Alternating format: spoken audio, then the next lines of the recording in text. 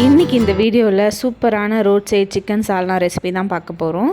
இது வந்து பரோட்டாக்கு, சப்பாத்திக்கு, பூரிக்கு, தோசைக்கு, இட்லிக்கு, இடியாப்பத்துக்கு, ஆப்பத்துக்கு, ரைஸ்க்கு எல்லாத்துக்குமே இந்த சிக்கன் சால்னா ரொம்பவே சூப்பராக இருக்கும். சிக்கனுக்கு பதிலாக நீங்கள் மஷ்ரூமோ, உருளைக்கிழங்கோ, வெஜிடபிள்ஸோ இல்லை எம்டி சால்னா கூட நீங்கள் இதே மசாலா வச்சு ட்ரை பண்ணுங்கள்.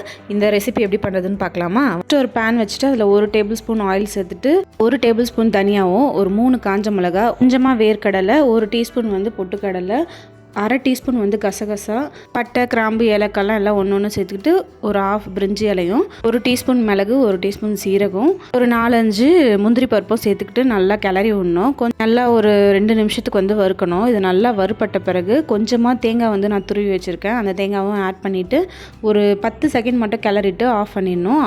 இதை வந்து ஆற வச்சு நம்ம பேஸ்ட் பண்ணி வச்சுக்கலாம். இதுதான் வந்து இந்த சால்னாக்கு டேஸ்ட்டே கொடுக்கும். நெக்ஸ்ட் நம்ம வந்து குக்கர் வச்சுட்டு எண்ணெய் சேர்த்துட்டு பட்டை, கிராம்பு, ஏலக்காய், அன்னாச்சி பூ, சோம்பு எல்லாம் சேர்த்துட்டு 2 பெரிய சைஸ் வெங்காயம் வந்து நான் சாப் பண்ணி வச்சுருக்கேன், அதுவும் சேர்த்துட்டு கொஞ்சமாக கருவேப்பிலை, சின்ன சைஸில் இருக்க 3 பச்சை மிளகாவும் சேர்த்துட்டு நல்லா வதங்கணும். வெங்காயம் நல்லா வதங்கின பிறகு 1 டேபிள் ஸ்பூன் வந்து நான் இஞ்சி பூண்டு பேஸ்ட்டு இந்த ஸ்டேஜில் ஆட் பண்ணிக்கிட்டு நல்லா வதக்கி விடணும்.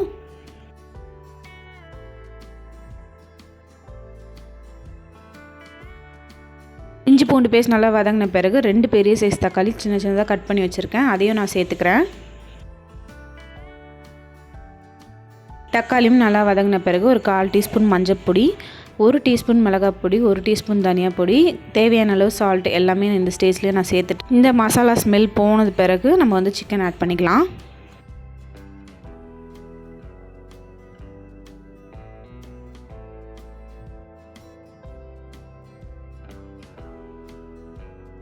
இன்றைக்கி நான் ஒரு 1/2 kg சிக்கன் வந்து எடுத்திருக்கேன். நல்லா எலும்புள்ள சிக்கனாக எடுத்திருக்கேன். நல்லா வாஷ் பண்ணிவிட்டு இந்த வெங்காயம் தக்காளி பேஸ்ட் கூட நம்ம வந்து ஆட் பண்ணிவிட்டு நல்லா கிளறி விடணும். ஒரு 5 நிமிஷத்துக்கு வந்து அப்படியே வேகட்டும். ஏன்னா அதில் இருக்க தண்ணிலாம் பிரிஞ்சு வந்து நல்லா வேகட்டும். அதுக்கப்புறம் வந்து நம்ம அரைச்சி வச்ச மசாலா பேஸ்ட்டை வந்து நம்ம சேர்த்துக்கலாம். இந்த அரைச்சி வச்ச பேஸ்ட் எல்லாத்தையும் நம்ம சேர்த்துட்டு தேவையான அளவுக்கு தண்ணி எவ்வளோ வேணுமோ அதை வந்து இந்த ஸ்டேஜை அட்ஜஸ்ட் பண்ணிக்கலாம்.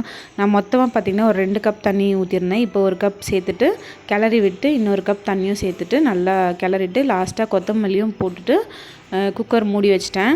ஒரு 2-3 விசில் மீடியம் ஃப்ளேமில் வச்சு விட்டாலே போதும், சிக்கன் நல்லாவே வெந்துடும். உப்பு காரம் எதனா உங்களுக்கு கம்மியாக இருந்துச்சுன்னா இந்த ஸ்டேஜ்லேயே நீங்கள் அட்ஜஸ்ட் பண்ணிக்கிட்டு குக்கர் மூடி போட்டு வச்சிடலாம்.